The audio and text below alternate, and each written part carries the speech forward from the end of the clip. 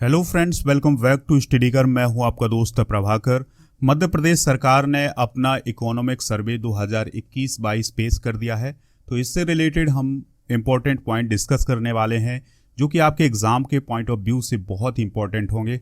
दोस्तों, इस लेक्चर में हम जानेंगे कि मध्य प्रदेश में बेरोजगारों की संख्या किस प्रकार से बढ़ी है और वर्तमान में कितने बेरोजगार हैं मध्य प्रदेश में। इसके अलावा जानेंगे कि मध्य प्रदेश की जीडीपी में किस प्रकार का उछाल आया है और मध्य प्रदेश ने किस क्षेत्र में कितनी वृद्धि की है। तो दोस्तों, अगर आप चैनल पर नए हैं तो चैनल को सब्सक्राइब कर लें, बेल आइकॉन जरूर दबा लें जिससे आपको समय पर सबसे पहले नोटिफिकेशन मिल सकेगी। तो सबसे पहले ये जानते हैं कि इकोनॉमिक सर्वे का अर्थ क्या होता है। तो दोस्तों, इकोनॉमिक सर्वे का अर्थ ये होता है कि सरकार ने पिछले एक वर्ष में कितना काम किया है, कितना उसको घाटा हुआ है, कितना उसको मुनाफा हुआ है, इस सब का लेखा जोखा जो होता है उसे ही बोला जाता है इकोनॉमिक सर्वे। तो मध्य प्रदेश के जो फाइनेंस मिनिस्टर हैं जगदीश देवड़ा, उन्होंने 8 मार्च को सदन में इकोनॉमिक सर्वे को पेश किया है और 9 मार्च को शिवराज सरकार बजट पेश करने जा रही है। और इस बार अनुमान लगाया जा रहा है कि जो मध्य प्रदेश का बजट होगा वो 2.5 लाख करोड़ रुपए का होने वाला है। तो दोस्तों, इस इकोनॉमिक सर्वे से रिलेटेड जो भी इंपॉर्टेंट पॉइंट है उनको हम डिस्कस करते हैं।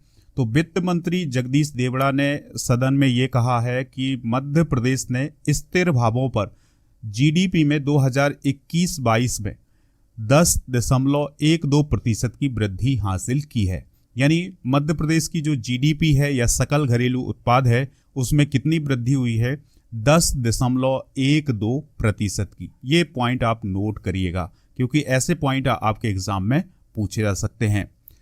दोस्तों, जीडीपी में प्राथमिक क्षेत्र का सर्वाधिक योगदान रहा है और ये योगदान कितना है, 37.43%। यानी खेती बाड़ी का जो योगदान है जीडीपी में मध्य प्रदेश की, तो वो कितना है, 37.43%। ठीक है।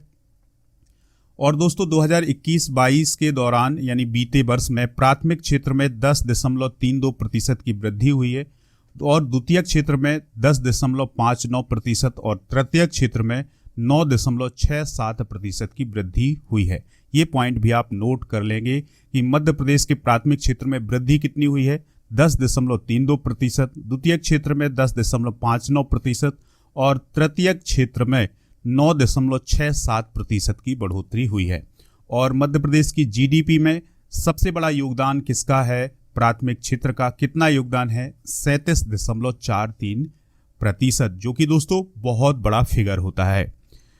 आर्थिक सर्वेक्षण रिपोर्ट के अनुसार स्थिर भाव पर प्रति व्यक्ति आय जो है वो बढ़कर कितनी हो गई है, 63,345 रुपए। यानी मध्य प्रदेश की जो प्रति व्यक्ति आय है वो 63,345 रुपए हो गई है, जो कि 2020-21 में कितनी थी, 58,334 रुपए। ठीक है, इस पॉइंट को भी आप नोट कर लेंगे।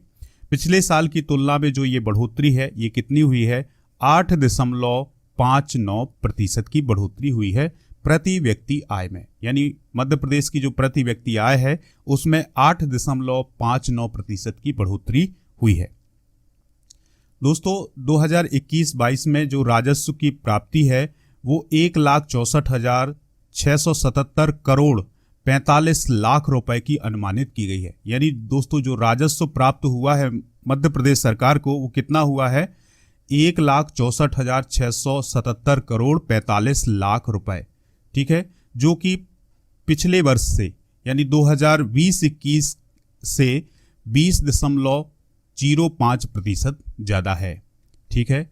कृषि क्षेत्र की बात करें तो दलहन तिलहन के क्षेत्रफल और उत्पादन में वृद्धि हुई है। नए 1,130 कृषक उत्पादक संगठनों का गठन किया जा चुका है और प्रधानमंत्री किसान सम्मान निधि और मुख्यमंत्री किसान कल्याण योजना को मिलाकर के 10,000 रुपए हर साल प्रत्येक किसान को मिल रहे हैं। ऐसा बताया है किसने, मध्य प्रदेश के वित्त मंत्री ने। ठीक है दोस्तों, यानी जो प्रधानमंत्री किसान सम्मान निधि है इसमें 6,000 रुपए और मध्य प्रदेश सरकार के द्वारा जो किसान कल्याण योजना है इसके तहत 4,000 रुपए प्रदान किए जाते हैं। यानी इस प्रकार से किसानों को एक साल में कितने रुपए मिल रहे हैं, 10,000 रुपए मिल रहे हैं। दोस्तों, अगर हम कृषि क्षेत्र की बात करें तो कृषि उपज को सुरक्षित रखने के लिए वैज्ञानिक भंडारण की क्षमता बढ़ाते हुए 203,39,000 मैट्रिक टन हो गई है। यानी वैज्ञानिक भंडारण की जो क्षमता है मध्य प्रदेश में 203,39,000 मैट्रिक टन की हो गई है। गेहूं का उपार्जन 128,16,000 मैट्रिक टन और धान का जो उपार्जन है वो 45,86,000 मैट्रिक टन रहा है 2021-22 में। दोस्तों, दुग्ध उत्पादन बढ़कर के 17,999 मैट्रिक टन हो गया है। याद रखिएगा, इस पॉइंट को आप नोट करिएगा कि दुग्ध उत्पादन में बढ़ोतरी हुई है और ये बढ़ोतरी होकर के कितनी हो गई है 17,999 मैट्रिक टन। पंजीकृत दुग्ध सहकारी समितियों की संख्या जो है वो बढ़कर के 10,205 है और इनमें से 7,205 जो सहकारी समितियां हैं वो अभी वर्तमान में काम कर रही हैं। ठीक है दोस्तों, चलिए, अधोसंरचना के निर्माण में तेजी आई है और स्वास्थ्य सेवाओं में भी सुधार हुआ है, ये बताया गया है इकोनॉमिक सर्वे 2021-22 में। सड़क और सिंचाई क्षेत्र में प्रगति हुई है और 2020-21 में सूक्ष्म, लघु और मध्यम उद्योगों में 5,178 करोड़ रुपए की पूंजी का निवेश हुआ था, ये बताया गया है किसमें, मध्य प्रदेश के इकोनॉमिक सर्वे में। दोस्तों, विद्युत क्षेत्र में जो प्रदेश है वो पूरी तरह से आत्मनिर्भर हो गया है।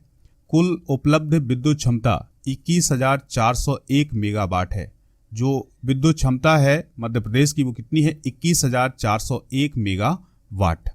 विद्युत विक्रय में भी यानी विद्युत को बेचने में भी 5.37% की बढ़ोतरी हुई है।